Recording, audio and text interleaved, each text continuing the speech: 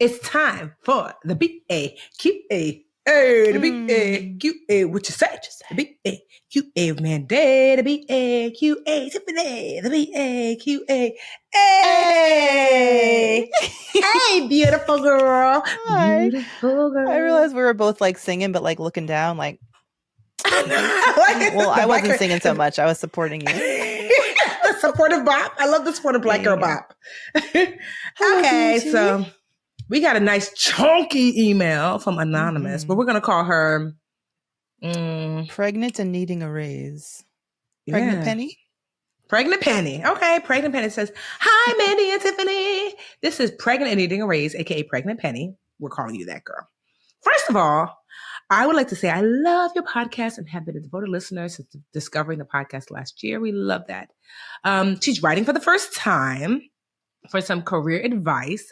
She's been with the same company for many years and held just a bunch of different positions on different projects. So earlier this year, she transitioned to a new role. And although her previous role was comfortable, she sought this new position out because she wanted more of a challenge and knew that she was capable, capable queen, of contributing more than what she was in her previous role. So when transitioning, she was just given her normal 5% merit increase. After being in that role for 3 months, the project experienced some funding challenges, especially if this is last year. I get it because this was what was happening with the contract, and they were forced to make some personnel cuts. So they let go of some people. They got rid of the project lead, her supervisor, and put her in his role. Okay. And she accepted without asking for more money because she felt lucky that she still had a job, with some of her colleagues being moved to other projects or let go altogether. Me and Mandi kind of read this prior. We both said, at that same time, like not asking for more money during that time. After being in this project lead position for a month or so, another project lead resigned. And then she was asked to be an intern project lead for that project as well. And they are looking for a permanent replacement. Now she's leading 2 projects, and there's no clear time frame of when the replacement for the second project will come. That's a lot for part 1. Man, you going to do part 2? Yeah, I would love to do part 2. So part 1, she sets us up with like what's happening at work right now. But here's real life. So she says, with the increased responsibility and extra workload, I want to ask for a raise, but I'm not sure how. I'm not sure or how to do so. She says, I want to ask for a raise, but I'm not sure how to do so. I'm pregnant with my second child, due in November. I have a first child, is 15 months, so I'm going to have 2 under 2.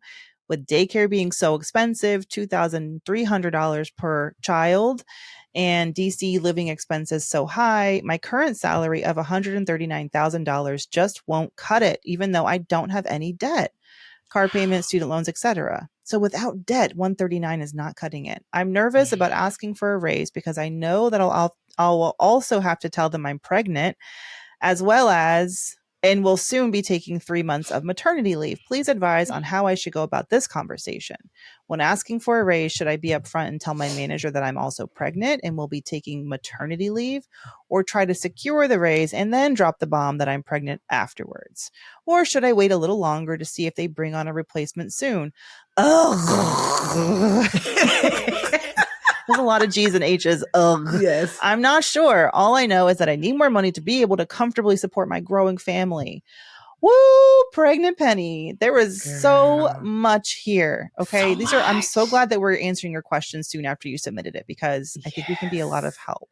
Yes. Okay. This is such a common scenario. I just want to say first and foremost that often the opportunities for advancement come not in the traditional sense of like, you are ready, here's your promotion. It's more like, oh shit, they just quit, or like, oh no, they got let go and now we got to like scramble and move things around. And you were positioned well, for whatever reason they kept you. So you were positioned well to pick up the mantle and pick up this additional responsibility and show what you're capable of.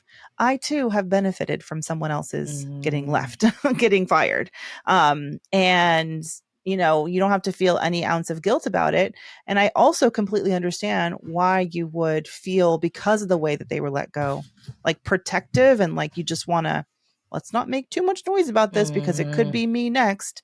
That's Mm-hmm. completely natural. That being said, there was an opportunity for you to ask for more at the time, and you haven't, but you have another opportunity anytime you choose to have one. My biggest concern right now, and I want you to like really understand this, is you do not have to tell them that you're pregnant. In fact, don't do it. It's none of their business. It has nothing to do with why you deserve a promotion. And I was Mm. a little concerned because she said, like, I'm worried because I know I will also have to tell them that I'm pregnant. Says who? Pregnant pen, because it's not Mm. required. And honestly, it doesn't have anything to do with the fact that you have a bigger title, more responsibility, Mm. and do not underestimate your leverage right here because they need you. And in fact, they need you so much. You were the only person they could think of turning Yes. to when the other project lead left. But Yes. be cautious because one of the reasons they may be turning to you is because, oh, turn to pregnant pen. They're not calling you that. Turn to Penny because she says yes really fast. She doesn't ask too many Mm. questions. She doesn't cause me too much grief. She's not asking me to find more budget. And it's just an easy person to saddle something, to an easy Mm. person to saddle with stuff. And if you become that person and they don't recognize that they need to like, come correct with how they're valuing your time, if you don't stand up for yourself, then you will continue to be so blessed with opportunities and additional Mm-hmm. workloads and so trusted and given so much and they couldn't bear to lose you ever, but they will not be actually matching that with dollars, which is what you want at the end of the day, right? Like you said, you got bills to pay. So So, that's question, my, Mandy. So, yeah. when do you, how soon in advance before needing maternity leave are you supposed to be asking? Like, what's the? Well, often in HR, like they will have, like, it's not even something you have to tell your manager. Like, you can ask HR, hey, what are the policies around parental leave? And is there any, details you can share with me? And they may say that you have to fill out this form and, submit it such and such. But like, let's say you have no idea that you're pregnant and you're like on that TLC show, I didn't know I was pregnant. And all of a Mm. sudden, like, you give birth. Well, you're going to need to take maternity leave, like parental leave at that time, and whether or not you gave them enough notice or not, it may not even matter. Federal medical family medical leave act, which is the federal law, says that your job must be saved for you for 12 weeks. Doesn't mean they have to pay you, but your job is protected if you have a child, Mm. while you're employed. So I think but at the same time, that's the law, but you also want to be considerate. Mm-hmm. There's ways of being considerate for your own absence that have nothing to do with like telling them. You could do some pre-planning on your own, like, okay, I'm going to be on mat leave, I'm a leader now, so here's a 3-month plan. Like, I'm assuming it's 3 months, maybe you have less or more parental leave, but you can do a lot to lay the groundwork for your absence in advance, and it doesn't have to be like, hey, I'm going on maternity leave, you better figure this stuff out. It's a good Mm. opportunity for you to show leadership and start planning for your own absence and start deputizing people. And this is a difficult time for the company, but that doesn't mean that your life has to stop. It means that you can find other people to delegate to or find out what resources you need so that things can get covered while you're out. They've told you that they want you to lead these projects, so lead them by figuring out the plan for you being gone for a few months. I'm trying to think on the employer side. Like, mm, sometimes, I mean, I get it why she didn't ask for the raise because it was like, yikes, the contract was cut. So there's no money. I've been there where someone has deserved the Mm. raise because of the work, but there's just not any money. Like I've already done all the cuts. I remember at one point I cut my salary in half. I was making half of what everybody else was making intentionally just to try to make, ends meet. And I was like, oh my gosh, this person does deserve a raise, but we don't have it. So I don't know. Sometimes I guess, I mean, I don't Well, know she if doesn't you're, know they don't have it if she doesn't ask. that's true. And if you Yeah. fired salaried employees, which it sounds like, there's budget, that head count, like that money. I mean, if you Well, choose not to allocate always. it toward labor, there can be Sometimes you budget. fire because you're actually in a deficit. Like, meaning like, Mm. it's not like, oh, I fired and I have extra $100,000 a year. It's like, no, I was over $100,000. And so I fired to get Yeah, yeah. myself. Yeah. So I don't know. I mean, to Mandy's point, it doesn't, all that to say, I've never been mad at an employee asking me for a raise. They ought to. And I told them, I know this is really hard. I'm proud of you for saying it, but let me show you how we don't have no money. But we worked it out. Y'all already know I worked it out by giving them like a profit share but I don't know that I would have come up with a profit share plan had they not asked for the raise. It forced me to be creative. So to Mandy's point, because I saw so much value in my employees, I figured something out. So yes, asking, but knowing that not everybody's just hoarding money. Sometimes it is like, I mean, not these big companies. They're all liars. No, she just needs the confidence to ask. And at least, even if the answer is no, the message is going to be clear. And that's what I was trying to get out earlier when I was talking about how be careful not showing up for yourself, because you will become, every house has that junk table or the junk drawer where you just kind of throw stuff because, oh, well, it's over there. They don't complain. That's what you can become. And it happens to women so often because we are just expected to take on additional unpaid work all the time.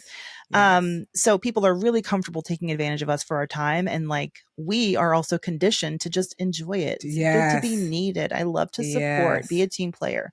Anyhow, you're playing yourself if you don't stand up and say, okay, I'm given these additional responsibilities. So when can we talk about compensation and how that'll be reflected?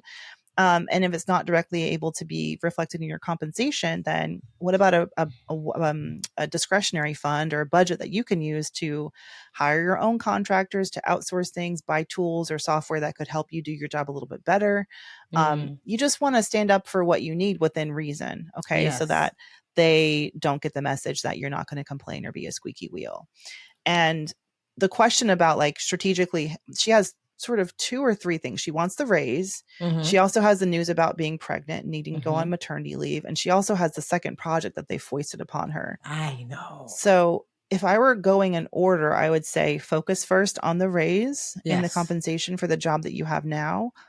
The second project, to me, that comes in the same conversation as the maternity leave, because that can be a justification for why, I think for the long-term good of this project, it's better to maybe find someone else to delegate this to, or I can be on this project for the next few months, but what that project timeline is. And if it's whether or not you feel like it's okay for you to sort of last minute, or not so last minute, but is the project going to be completely thrown off the rails if you were to leave for a few months? Because if that's true, then the responsible thing is to prepare for that and let them know.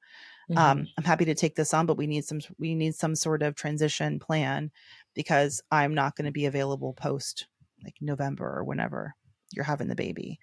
But I would say get the title and the compensation squared away for your current role first, and then the other stuff can come after. And I would definitely not mention your pregnancy it shouldn't be part of the calculation.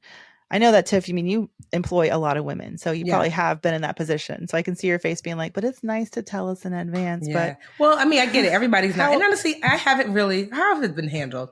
No, I remember there was a young woman on our team when she told us, she was like, we had just hired her and she sounded nervous to tell me, but I was like, and I knew she was nervous. So I made sure to be like, oh my God, that's so great. Congratulations.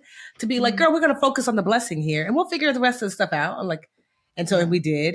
We've had, I'm trying to think how many women have on my team had left for maternity leave. At least 2 or 3. And we navigated and we managed. And it was for me, it's nice to know ahead of time, because then no one has come back to no job. This just has not happened. You've come back. And, we were like, yay, we have more helping hands. We just navigate and manage around you. And so, but it taught me to also create a buddy system, which we still use today, where there's someone on the job that can do your job at least at a C plus if you're not here. So it allows you to go on vacation and stop checking your Slack. It allows you to, you know what I mean? Because that worried me. I saw a lot of people were still working when they shouldn't be working, because they're like, if I don't do it, it's just going to pile up. And I'm like, there's always someone on the team that can do your job at least to a C plus. So you can come back to be like, okay, it's not so crazy when I've come back. So yeah. So, I mean, but that's me and how we navigate with my team. You know your company and how accommodating they are. But if you have some questions and you want to ask us, you can. Oh, wait, we have more questions? I don't think we did our disclaimer. I was just about to do that. I Quick, was about to do before that. we get sued. Hurry. Right? So, if you have some questions, we'd love to answer them. But here's the thing. We're not your mother, not your father, not your sister, but your friend. We're not your doctor, your attorney, your financial advisor, your any of the people that you pay for advice, honey. So what you're going to do is you're going to listen to the podcast with the smallest of grains of salt. And then you're going to mosey on over to the people that you do pay for professional advice. And you're going to do what they say. And you might mention what we say, but you're going to do what they say. And you're not going to sue us because I didn't tell you to do that. Right? Me and Mandy was just like, this is what we think. But child, what do we know? We're just two smart, cute brown girls on a podcast just talking. Okay. Randomly just showed up one day and there was microphones here and people wanted to know what we had to think. But we're not your advisors, honey. No. Okay, so take that disclaimer. But if you do have questions, please go on over to brownambitionpodcast.com. And there is a contact us button there, but we prefer Brown Ambition Podcast on IG. Slide into the DMs. That's our favorite place to find them. Or, you can email us if you're a boomer. No, I'm just joking. At brownambitionpodcast@gmail.com. Be careful now. Gen Xers are the new boomers. So. I know. I'm a boomer. I don't even care. No, I'm a Gen Xer, but still. I don't care. I email. So. Yeah. All right, BA fam. Thank you for listening. We'll see you guys Monday, Wednesday, Friday. Monday, Wednesday, Friday. Bye. Hey, BA fam. We're on YouTube. Woohoo! Thank you so much for watching. Please like this video and subscribe to the channel. And while you're at it, why don't you go over to that little bell icon and just tap that for us. Show the BA fam how much you love us. And that way you'll also get notifications when new videos drop. Also, share the channel with a friend. We're always like, tell a friend, tell a friend, tell a friend. And thank y'all so much again for all the support.